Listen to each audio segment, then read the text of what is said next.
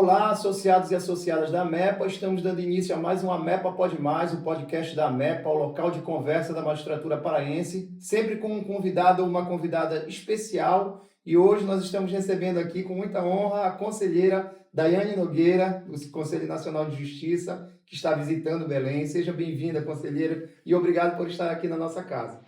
Obrigada, Lívia. É um prazer estar aqui na MEP, aqui no estado do Pará, em Belém, com vocês, né? Falando um pouco aqui para os associados, as associadas da MEP, a magistratura do estado do Pará. E, conselheira, a senhora é da região, né? É próxima, né? Nascida no Ceará, em Fortaleza, né? Isso. Eu queria que a senhora começasse contando um pouquinho da sua história e como é que é a sua carreira lhe alçou ao Conselho Nacional de Justiça. Eu sou do Ceará, sou de Fortaleza, Ceará, me formei na Faculdade de Direito na Unifor e logo depois que eu terminei a faculdade, eu prestei o concurso da Advocacia Geral da União. Então, eu sou da AGU, sou advogada da União, fui para Brasília em razão da carreira da Advocacia Geral da União, minha lotação inicial já foi em Brasília e lá estou há 18 anos em Brasília. E foi a partir da atuação na AGU, minha primeira lotação foi na consultoria jurídica do Ministério da Saúde. Era aquele concurso nacional da AGU? Nacional em 2006, o meu concurso da AGU foi em 2006, eu me formei no final de 2004, em 2005 começou os preparativos do concurso, aí eu passei no concurso, já fui nomeada em 2006 mesmo, e aí fui para Brasília, aí fui para o Ministério da Saúde. Depois de um tempo, eu fui para a atuação da AGU no Supremo Tribunal Federal, né, atuando nas ações de controle concentrado de constitucionalidade. Depois de um tempo no Supremo... Em 2006 o CNJ tinha nascido, o CNJ estava nascendo ali no início ali das suas primeiras composições, não é? Mas na época também a gente nem conhecia ainda muito da atuação do CNJ, muito menos em Fortaleza, assim, a gente tinha um distanciamento, não imaginava eu um dia, saído de Fortaleza, que eu ia atuar, por exemplo, na AGU no Supremo, no STF. Né? Então, quanto tempo mais ou menos durou isso, assim, entre entrar em 2006 e de repente estar atuando no STF? Menos de um ano. Menos de um ano? Menos de um ano. Menos de um ano. Eu fui convidada nessa época, a atuação da AGU no Supremo era a partir de convite, porque você tinha que ter o currículo, tinha que fazer entrevista, e eu na Conjur Saúde atuava muito nas ações estratégicas de saúde, né? Não tanto na parte de ação individual de medicamento, eu atuava em ações mais estratégicas. Então, eu atuei na questão do Mais Médicos, algumas questões de redução do SAMU, política pública do SAMU. E aí, em razão dessa atuação em algumas ações estratégicas, estava aumentando a judicialização da saúde e o Supremo começou a analisar algumas questões e aí eu fui, em razão disso também, e a partir de um convite, eu fui para a atuação da AGU no Supremo. Assim, logo no momento inicial do concurso, aquele vínculo com o Estado, geralmente, a senhora teve chance de ficar em Fortaleza? Tinha vaga ou naquele momento inicial não tinha? Já foi Brasília? Já foi Brasília. Eu pensei em vir aqui para Belém. Na verdade, eu tinha a opção, assim, do mais próximo do Ceará era Belém, era uma opção, e tinha Brasília. Então, fica um pouco tentada, quase que eu venho aqui para Belém. Nossa conselheira ia estar trabalhando aqui, né? Quase que eu vim aqui para Belém, mas aí resolvi ir para Brasília. O pessoal falava, né, tinha atuação exatamente nos ministérios, que é uma atuação que você só tem em Brasília. Muito maior também, né? E aí resolvi ir para Brasília, escolhi para a Conjur Saúde, o pessoal disse que eu era meio louca, assim, como é a consultoria jurídica, na época era a consultoria jurídica mais pesada. Mas na carreira acadêmica, a senhora tinha alguma inclinação nesse tema? Estudava esse tema? Não, foi na AGU. Foi na AGU. Eu sempre gostei da advocacia de Estado, da advocacia pública. No meu estágio na faculdade, eu estagiei na Procuradoria-Geral do Estado. Já tinha uma Então, eu tinha uma familiaridade com a atuação como advogada, né, advogada pública. Mas na época que eu fiz o concurso da AGU, ainda eu não pensava como sendo a carreira que eu ia efetivamente ficar, não. É porque foi um dos primeiros concursos mesmo que eu fiz, foi o que surgiu quando eu me formei. Nós falávamos ontem de como os cearenses passam em concurso, né? Então, Isso, eu fiz, eu tinha acabado de me formar, estava estudando para concurso. Eu queria, a princípio, uma carreira federal, assim, né? Era um foco. Eu dizia, não, eu vou fazer concurso para carreira federal. Eu, no início, achava que eu ia fazer Ministério Público Federal, mas nunca nem cheguei a prestar concurso. Porque aí eu passei na AGU, e aí eu me apaixonei pela atividade da AGU. Gostei realmente muito, assim, como você pode, em Brasília, com política pública, dar segurança jurídica à política pública, construir política pública e fazer a diferença na vida lá do cidadão que está aqui em Belém, lá em Fortaleza, lá no sul do país. Então, eu me apaixonei pela AGU mesmo. como funciona essa estruturação de carreira da AGU? Assim, você entra... O concurso é nacional, e aí vão surgindo as vagas, você tem lá a lotação, que você escolhe onde tem. Sempre onde tem mais opções é em Brasília, em razão, né, de uma atuação maior realmente em Brasília. E ao longo da carreira você vai podendo se remover para outros estados. Então, por exemplo, eu estou há 18 anos, ir para Fortaleza no início é praticamente impossível. Fortaleza é uma das cidades mais difíceis, mas claro, com o tempo vai surgindo as possibilidades de vocês se removendo, não é? Quem é mais antigo tem prioridade, sim. Pela antiguidade você vai se removendo, mas é uma atuação que você tem muitas possibilidades. Então, assim, nos estados você vai ter procuradoria, atuação judicial, não é, de defesa mesmo da União, nos processos judiciais contra a União, contencioso. É uma área que você tem uma atuação em que você vai, questões indígenas, a terreno de marinha, servidores públicos, tem um meio ambiente, você tem uma atuação diversa na AGU. Matérias bem específicas. Matérias muito específicas, né? Então, e tem o extrajudicial, a consultoria mesmo, que você atua mais na segurança jurídica das políticas públicas. Essa é a sua área, mas... Eu meio que eu fiquei um misto, porque eu comecei com a consultoria jurídica, com esse assessoramento jurídico mesmo das políticas públicas, mas depois fui para a atuação contenciosa da AGU no Supremo. Assim, então, eu passei a atuar nos processos judiciais, não é? Especificamente, era mais nas ações judiciais de controle concentrado de constitucionalidade, em que o advogado-geral da União tem o papel de defender as legislações, não é? Fazer a defesa dos atos normativos que são questionados no Supremo, e eu atuava exatamente nessas ações de controle concentrado de constitucionalidade. E, claro, em ações judiciais de saúde, por causa a gente fala que quem uma vez atua na saúde nunca mais sai da saúde, né? Porque você tem as especificidades, então você acaba sendo acionado quando tem algumas questões mais complexas. Nessa atuação no STF envolvia também as sustentações?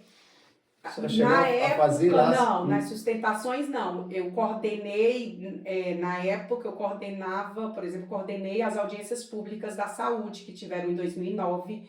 Eu que fiz a coordenação de todos os especialistas que foram participar da audiência pública, ali montando a estratégia, o que cada um ia falar, quais eram os dados importantes que a União precisava levar para essa questão. E aí eu fiquei na AGU um tempo, e quando o ministro, então advogado-geral da União, o ministro Dias Toffoli, foi para o Supremo, foi nomeado em 2009, em outubro de 2009, para o Supremo Tribunal Federal, ele precisava compor sua equipe no Supremo, e aí ele me convidou para ser assessora do gabinete dele no Supremo. Não é? Isso foi em 2009 já foi? Já foi em 2009, foi bem rápido, assim. Foi 2006, Ministério da Saúde, 2007 a 2009, Supremo. Entre aspas, sessão, fica... Como é a situação funcional? Você fica cedida para o Supremo Tribunal Federal. Assim, para nossa curiosidade, mais minha curiosidade, assim, de vencimentos, AGU ou STF? Eu recebo o meu subsídio como advogada da Da União, União. e remuneração como advogada da União, e você recebe um percentual do valor do cargo comissionado. Olha aí. 65% do valor do cargo comissionado de assessor, né? Assessor do E as Supremo. questões administrativas funcionais, elas são todas resolvidas no STF? Não. A marcação de férias, essas coisas. Tudo no STF, isso, mas com diálogo, né? Sempre passando as informações tudo para a Advocacia Geral da União. Então, marcava férias no No Supremo, Supremo. mas automaticamente eu estava de férias na AGU. Então, fica sempre um misto E de desde então, a designação. senhora está ligada ao STF, então, Aí até... eu fui assessora, aí fiquei como assessora do ministro Toffoli, depois ele me convidou para ser chefe de gabinete, e aí eu passei a ser chefe de gabinete dele, fui chefe de gabinete dele. Quando ele foi presidente do Supremo, eu tive a honra de ser secretária-geral da presidência do Supremo, de 2018 a 2020. Trabalho Foi um demais. cargo extremamente desafiador, porque Qual era o aí, ano? 2018 a 2020, a gente pegou o início da Da pandemia, pandemia. a gente pegou ali o início da pandemia, então a gente foi responsável por organizar o Supremo Tribunal Federal para funcionar virtualmente, porque o ministro Toffoli, né, determinou isso, o Poder Judiciário não podia parar, nem Sim. um dia sequer. Era uma indefinição completa Isso. naquele momento, né? Exatamente. E as Então, audiências virtuais ainda engatinhavam, né? organizar as sessões por videoconferência, organizar o plenário virtual. Então, a gente desenhou todo o plenário virtual para funcionar com sustentação oral, com a participação dos advogados, com os votos sendo disponibilizados de forma transparente na internet para a sociedade acompanhar os julgamentos virtuais. Então, a gente fez toda essa transição de imediato, assim, de um dia para o outro. Em uma semana, o Supremo, ao invés de estar funcionando presencialmente, passou Sim, a funcionar que é virtualmente. uma coisa que acabou incorporando de qualquer forma, né, Isso a realidade jurídica, né? acelerou essa, vamos dizer, essa transformação digital do Poder Judiciário, Sim. não só no Supremo, Acho em que era todo o Poder judiciário, sim. Judiciário Aqui no Nacional. Pará, a época da desembargadora Célia, foi a gestão seguinte, o desembargador Leonardo, nós conseguimos aqui no Pará digitalizar todo o nosso acervo. Isso. E naquele período ali, pouco depois do início da pandemia, hoje a gente tem um acervo 100% digitalizado, Sim. assim, derivado dessa necessidade, né? Exatamente. E no Supremo foi rápido. O Poder Judiciário brasileiro foi o poder, né, no mundo todo que se adaptou mais rapidamente à pandemia. Exatamente em razão porque a gente já tinha a gente já estava fazendo essa transição para o processo eletrônico. O Supremo, ele já funcionava, nessa época, 95% de processo eletrônico. E mostrou também uma resposta Então, numa situação de emergência, né? Numa situação excepcional, né? Não, e não só na forma de funcionar remota, mas as questões que chegavam e que o Supremo, a gente precisa que também lembrar. volta para a sua área, que é principalmente questão de saúde, né? Exatamente. Então, assim, foi quem, de certa forma, quem acompanhou, julgou as questões, por exemplo, deu autonomia para os estados e para os municípios definirem suas regras de proteção da população, o Supremo definiu, questão de requisição de material que era necessário ali no período da pandemia, o Supremo decidiu. Quem decidiu que a gente tinha que vacinar a população brasileira, né, a vacina da Covid-19, foi o Supremo, por uma decisão do ministro Ricardo Lewandowski, que decidiu, não é, que toda a população tinha que ser vacinada. Então, o Supremo atuou de forma muito forte na pandemia, e isso para a gente Eu acho que deu uma conotação, inclusive, à população, porque do ponto de vista jurídico, nós vimos que um tribunal, né, o nosso Tribunal Constitucional, segurou, né, aquela confusão. Do ponto de vista também de saúde, o nosso Sistema Único de Saúde também, né, diferentemente até, né, do resto do mundo, nós demonstramos que nós tínhamos um sistema capaz também de enfrentar esse momento de calamidade, né? Foi um momento de imposição do SUS também, né? Foi um momento em que a gente viu como é importante a gente ter política pública de saúde, um sistema único, não é, forte, atuante, universal, não é, que fez frente a uma crise de emergência de saúde mundial, mas que a gente Sem precisava. precedente, sem um exemplo anterior para a gente pelo menos pegar, né? Exatamente. Então, assim, nossos médicos, enfermeiros, hospitais funcionando, enquanto todo mundo, de certa forma, ali né, nas quarentenas e Sim, mais em casa, nossos profissionais de saúde atuando ali sem dúvida. diuturnamente, se expondo a riscos, não é? A gente tem que. E o Sistema Único de Saúde funcionando, não é? Precisando, claro, sob pressão, teve que ter Teve adaptações, erros e ampliação de acertos ali no rede, momento, né? mas foi quando a gente disse, quando a gente mostrou realmente assim para o Brasil inteiro como é importante a gente ter um sistema público universal, integral, que vai cuidar assim, de fato ali numa situação de crise da população. E o Supremo, não é, o STF, o Poder Judiciário, ele se uniu a isso, levando ciência, levando as questões da ciência, como é importante nesses momentos a gente, não é, atuar, a justiça atuar e decidir com base no que a gente tinha de informação científica sobre a doença, sobre os cuidados da população. Então, o Supremo, assim, de fato, foi um guerreiro, É, mas, assim, um grande orgulho para nós brasileiros ter um SUS, não é? E ter um poder judiciário forte forte. também, E que conseguiu veio ali. exatamente, dar impulsionamento e mostrar para todo mundo como era importante a gente cuidar da população. E a chegada ao Conselho Nacional de Justiça. E aí o Supremo, de certa forma, me deu essa noção de poder judiciário, não é? E de conhecer o Brasil também. Porque na presidência do Supremo, o ministro Toffoli fez também uma ida aos estados. E a gente ia junto. Então, a gente fez reuniões em todos os estados, com todas as justiças, não é? A ideia, o projeto era ir em todos os estados, por causa, nos últimos 6 meses do mandato do ministro Toffoli como presidente, veio a pandemia, não foi possível ir presencialmente, mas isso fez com que a gente tivesse muito contato com a magistratura, não é? Participando dos diálogos, indo até os magistrados, conversando com os tribunais, conversando com a magistratura de base, e a gente acabou atuando em muitas questões, defesa da magistratura, ou atuação junto ao parlamento, junto ao executivo, junto a tribunais. Então, em razão desse trabalho,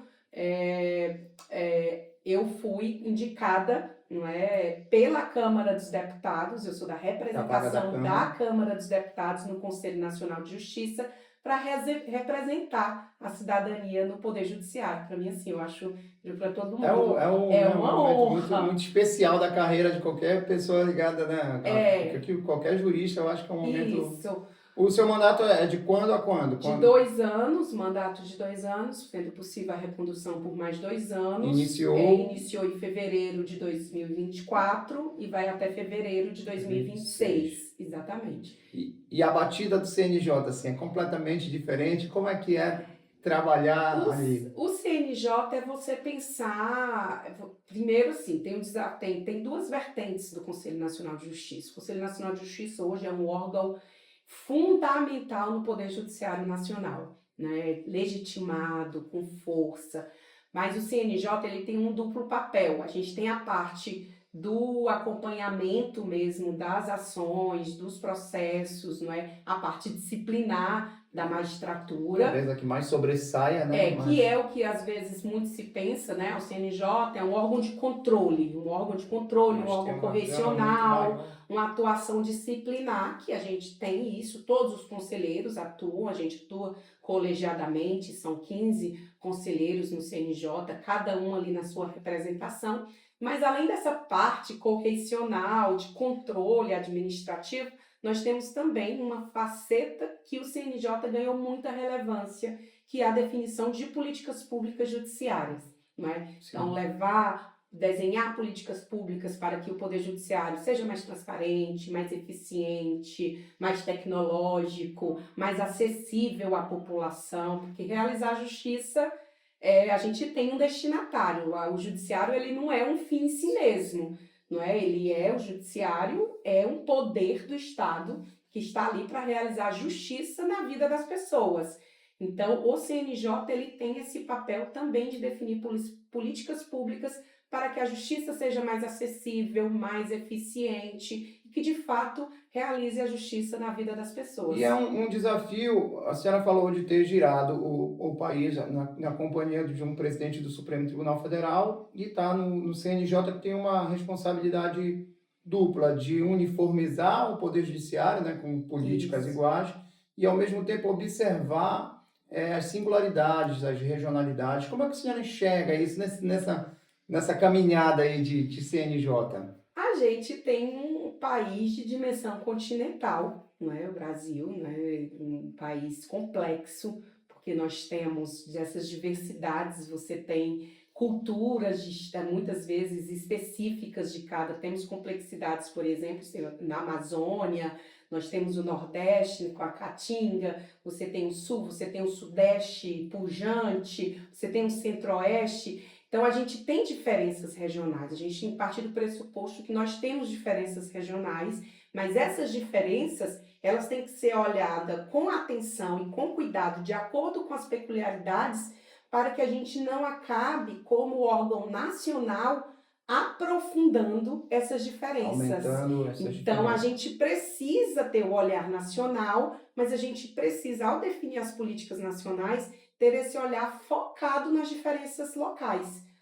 Para tentar o quê? Para minimizar cada vez mais essas diferenças, atuando de forma muito voltada para a realidade. Hoje no CNJ, eu atuo, né, dentre algumas pautas, porque cada conselheiro, a gente tem as digamos, a suas sua camisa, né? definições de pautas. Então, eu, por exemplo, como representante da Câmara dos Deputados, eu estou atuando à frente da saúde, né? Questões relacionadas ao acesso à saúde. Que é isso que ele trouxe aqui, que a Que senhora tem já veio tudo outras a vezes aqui, mas me ver, trouxe dessa vez. exatamente, que tem tudo a ver com isso, né? Eu sou representante do povo no Poder Judiciário, eu sou eleita pela Câmara dos Deputados e hoje uma das preocupações maiores da população brasileira é acesso à saúde, né? A gente faz pesquisas, tem pesquisas que apontam a saúde como uma das maiores preocupações, principalmente depois da pandemia da Covid, né? A saúde realmente mostrou tem sua relevância, mas isso ficou mais evidenciado na população, a relevância das políticas de saúde.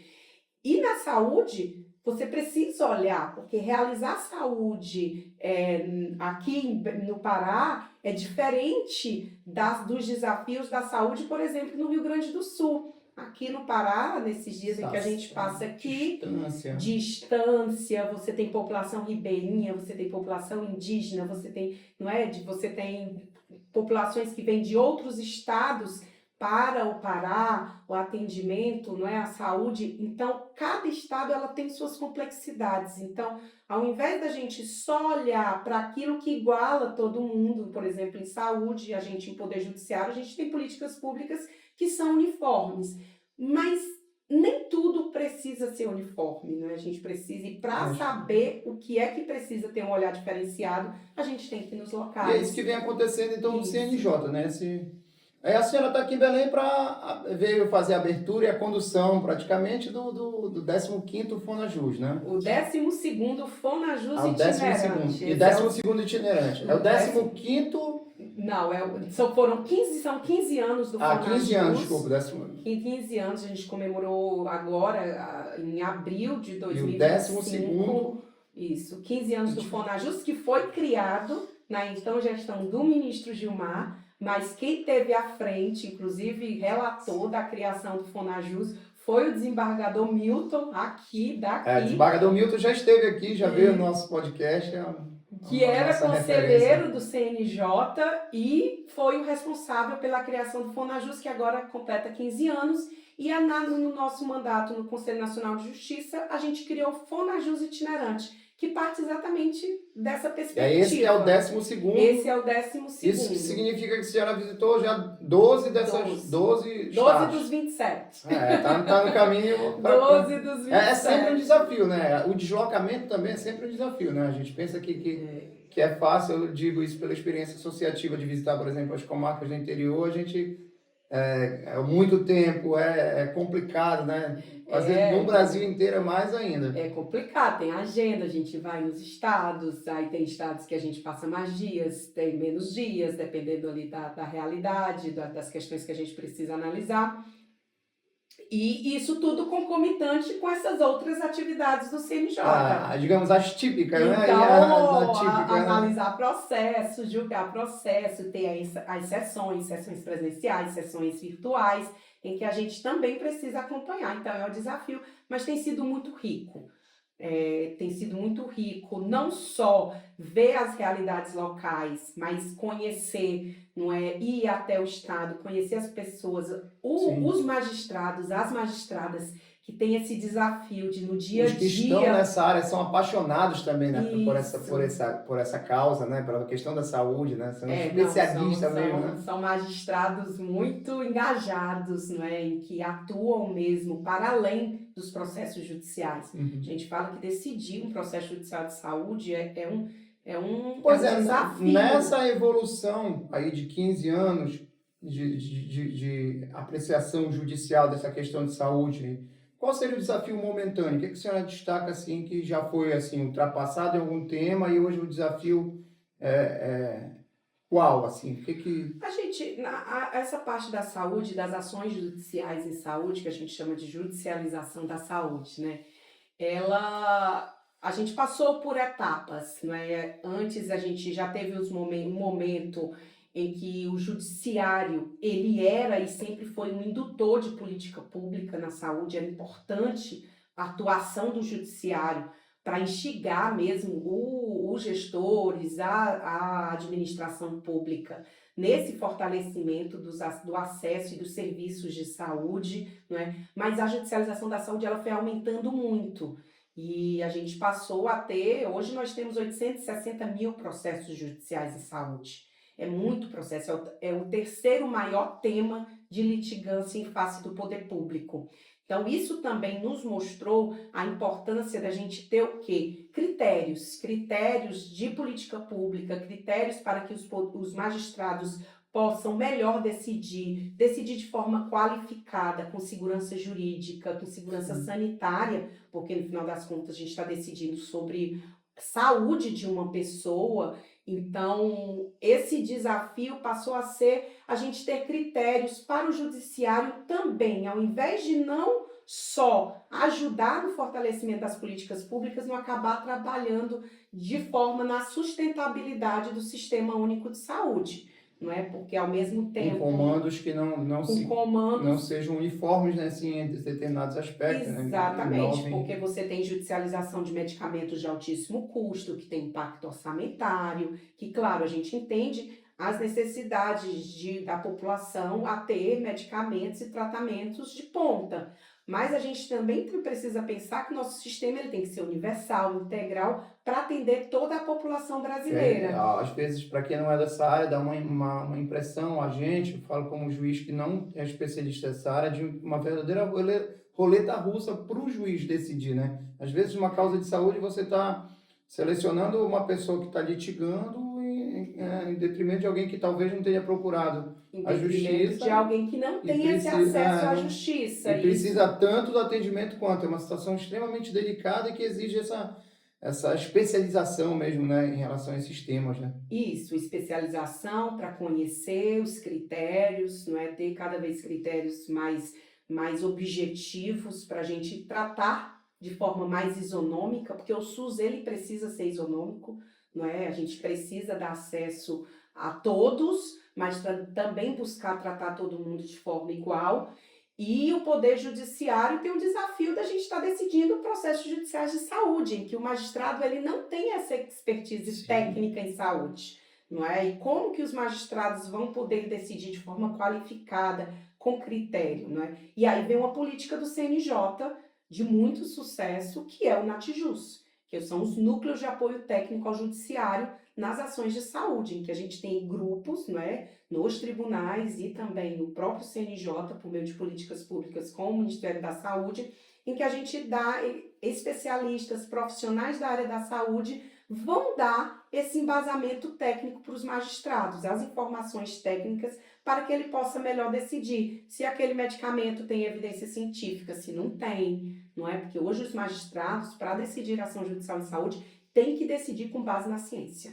A ciência, da mesma forma como foi a ciência que, né, nos ajudou no combate à pandemia e que o Poder Judiciário fortaleceu esse papel da ciência nas ações de saúde, no seu dia a dia, no medicamento, no tratamento, ele tem que decidir com base em evidência científica, não é que aquele medicamento ele vai trazer um ganho de evidência científica, não é de forma qualificada pelos magistrados. E os natijus hoje estão em todo o país dando esse suporte técnico à magistratura, né, para que ela tenha segurança, tenha informação na hora de decidir. Isso é muito importante. E é também importante que a gente faça, por exemplo, essa divulgação também, que a magistratura todas as vezes não conhece as ferramentas que tem à disposição, é fundamental que o magistrado na ponta, talvez às vezes de uma comarca que lida com vários tipos de ações, saber que tem mecanismos, né, que ele pode recorrer a um mecanismo. Isso. Esse também é o objetivo do Fonajus itinerante, a gente capacitar os nossos magistrados, né? Levar esse conhecimento,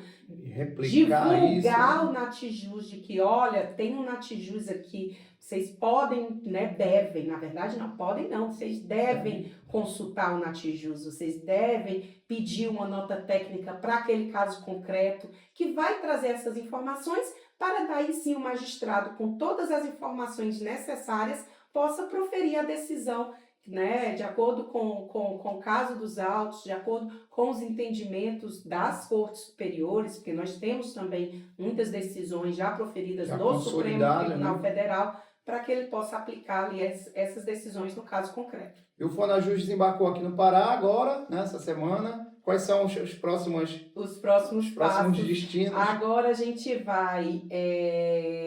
vai organizar o nosso Congresso Nacional do Fonajus, que vai ser agora em novembro, em Fortaleza. Vai ser lá na sua terra, né? Convidar todos para irem vai em Fortaleza, quando, dia 6 e 7 de novembro, no Centro de Eventos. Aqui a senhora sabe que vai estar no meio da nossa COP30, né? No meio da COP30, mas aí em novembro... Vamos dar uma paradinha, vamos lá, enquanto os líderes vão estar se reunindo ali, que são reuniões e depois a senhora vem aqui também, porque eu acho que a cúpula do Judiciário também vai passar por aqui, né? Tem o período da Justiça, por isso que a gente fez na primeira semana de novembro, porque depois a gente tem as comissões da Justiça aqui, também na COP30. A senhora tinha vindo aqui ano passado também, né? Já vim aqui na reunião de Conselho de Presidentes do Conselho. Tinha acabado, acho que tinha assumido um tempo antes.